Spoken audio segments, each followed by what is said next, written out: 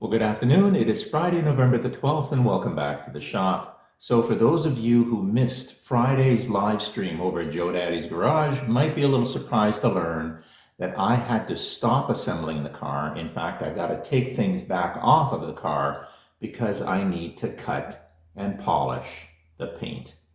Why is that? Well, 3 weeks ago when I painted this car, I was really happy with the paint job. I mean, it looked great. I mean, I had some trash, but I could live with that. I mean, it is a driver, and I wasn't so concerned that the paint quality wasn't 100%. And again, I did it in a garage.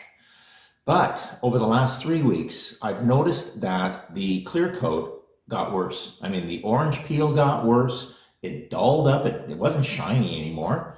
And a lot of marks in the paint that were like lines and like a scratch were in the clear coat. Well, it turns out, and I learned on Monday, that the clear coat can take 3 or 4 weeks for it to harden.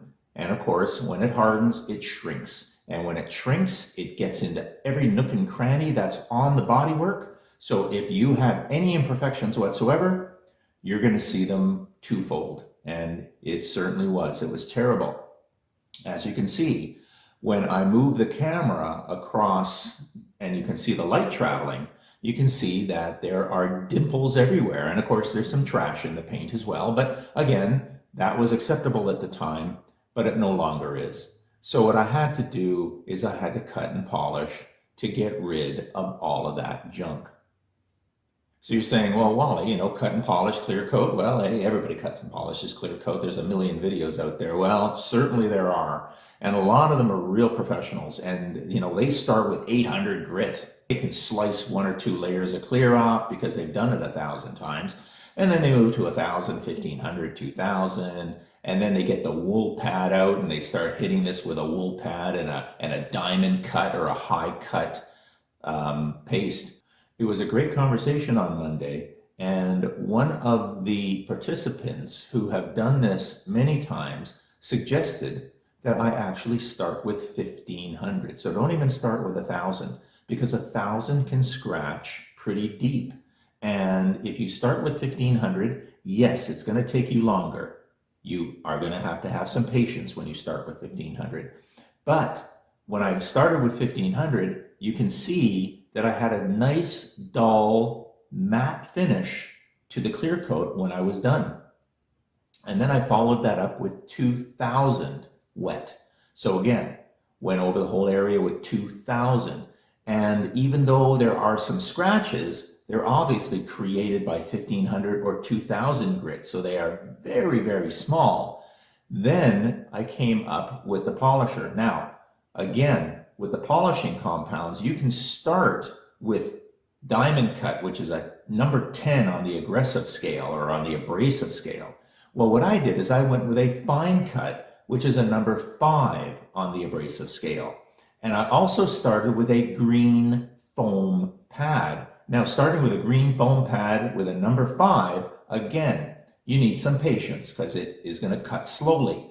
But the great news is that you can't get into trouble that easy. I hit an edge a couple of times, and with that low of an abrasive, it just kind of ran over the edge. It didn't burn through it. Now, if I was running a wool pad with a number 10, I would have lost my paint job right there. It would have just cut right through the edge. So when you look at what you want to do and you have to be able to polish the car, you want, in my case, the lowest risk possible. And the lowest risk comes with a price, and that is time. On purpose, I haven't finished up here yet, and that is to show these spots here. So there's one. As we move in, we can see that I have yet to continue to sand this so that I can get rid of that shiny spot, which means I'll get rid of that nub. And that's more than likely a piece of trash that the paint has built up on. So we're going to continue there. And then, of course, there's a spot here you can see. Now, you can tell I haven't gone down here yet, so I've still got to do some work here because there's a spot here and everything. But it is very easy to simply use a light to determine where you need to continue to wet sand. So it doesn't take much water, like I said. I'm just using a water bottle. You can use a spray bottle. As I said, the block is wrapped with 1500. And literally, as I said, I'm just going back and forth across the surface of the car. And as I said, the 1500 is cutting. I mean, you can see the white residue. It is absolutely bringing clear coat off. And remember that mark I had here, and we're going to check that mark back out later on. But don't just sit there and rub that mark. That's not how you do it. You've got to take the whole surface down in order to flatten it. So what I'm going to do is I'm going to work on, as I said, I really didn't work too much on this full area here. And also you'll notice the block, I'm on an angle with the block. And that angle allows me now to move this block very easily. If I turn this block square and go this way, you saw that snag?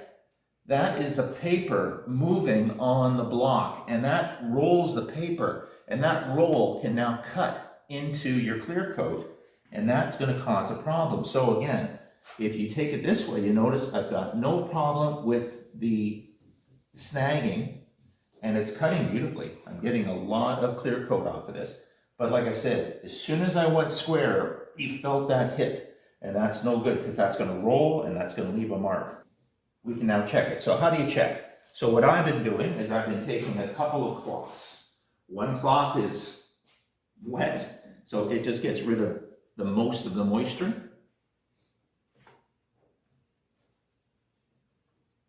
And then the second one is a drier cloth that is then designed to get rid of any last little bit of water.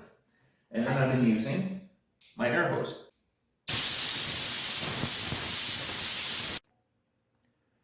Okay, remember, it was around here someplace. I don't see it. So we got rid of that defect that was there. As you can see, the shiny spots are all gone. This is just, obviously, that's a powerful light I have over there, so that you're seeing. But now what we've done is we've taken the front end of this hood and we have taken all the shininess out. Now again, you can see I've got a hard line here. I've not finished this. I just wanted to show you. It's like I said, I haven't come down here yet. So there's a couple of spots still. I just focused on bringing this line down. And as you can see, I think we're good now as far as this area. So now that we have this area done, we'll just finish up this area and we'll be ready for polish. All right, so we're ready to begin. So obviously a green foam pad. I'm not using wool at all. And of course I could move up to a yellow or a black. But again, those cut too quickly and we don't want to generate heat in the panel. That's why I don't want any wool. I don't want to put any heat in here. Now, if I was restoring an older paint job, maybe a single stage, you might go to a wool because you need to get that paint soft in order to cut it. In this case, no.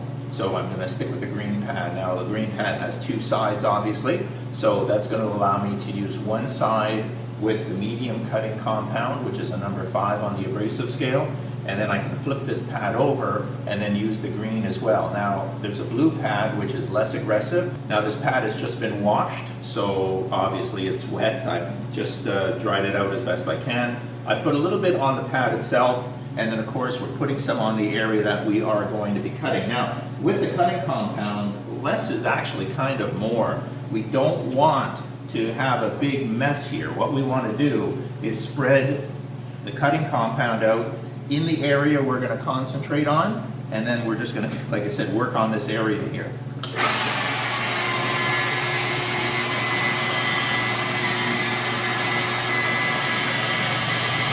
And yes, I'm holding the buffing pad flat on the surface. As you can see, there's not a lot of effort. You're not holding onto it.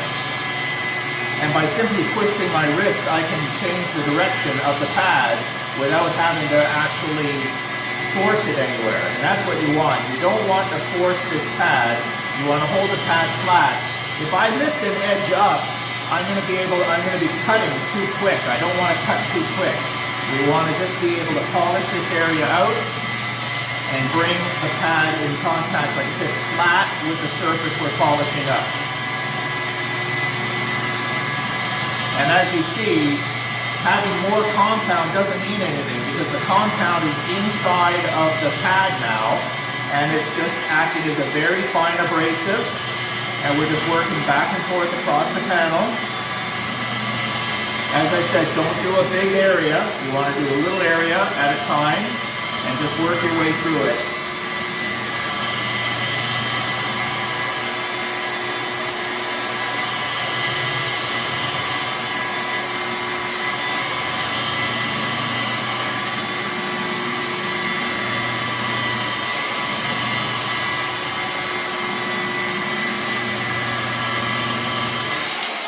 So I'm doing this in real time because I just want to show the effect of that little bit of work that we've done. So put the pad down, obviously.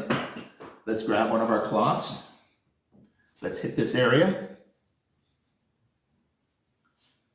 And immediately we can start seeing that this is starting to polish up nicely. I'm getting a good reflection, so lighting is important as well. I've got a lot of light. I'm able to use that light now to take a look down here, and I can start to see it. Now the panel itself is warm, but it is certainly not hot. And again, you don't want to deflect the panel. You just want, a little bit of warmth in there as it's cutting. But obviously, that is doing a beautiful job. It is starting to flatten this out and polish it up. So again, it's going to be a slow process because I'm using the medium abrasive, but I don't get into trouble. I'm not going to burn through anywhere because it is such a slow process. But basically, this little area has already started to come clean. I am going to obviously go back and continue to work on that, but you can see the time, right? That was what, maybe 2 minutes in that area, and in 2 minutes it's already, I guess, about 60% of the way there. So probably another 2-3 minutes, and I will have enough done that I can then move on and again work my way down. I've still got to do the cowl because I've sanded in here as well. So we got to do the cowl, we got to do the rest of the hood, and we'll get to that position in a few minutes. Okay, so we talked about flat surfaces, right? So the flat surfaces, I was holding the buffer flat on the panel, and again, it was just walking back and forth, and I was able to buff it really easily. But when it comes to edges and corners, the key is that these rotate clockwise, or mine rotates clockwise, as you can see, right? So that's clockwise. You want to make sure that when you contact an edge or a corner, that the rotation of the polisher is coming off of the edge, not going into the edge. So if this is going clockwise and spinning this way, I do not want to hold the polisher this way because you can see it's coming in on that edge and that'll burn that edge out or burn that edge out. I want it this way because then the polisher is coming off of the edge and coming away from it.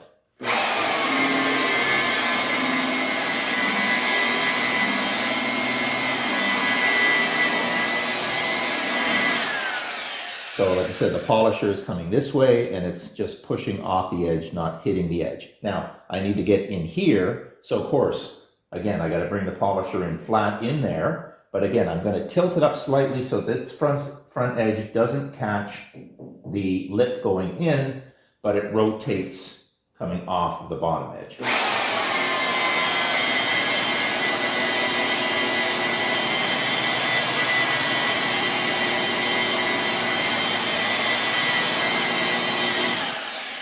So you can see I was able to get right up in here, and again I'm coming down, so the polisher is coming down the edge and then going off of the edge that way.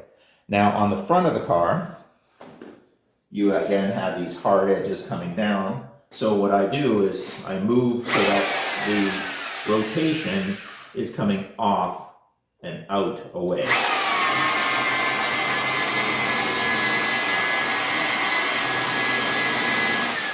I never want to be this way where the back would be coming up into it. So basically, make sure that the rotation of the polisher is going to take the pad away from any edges and push it out.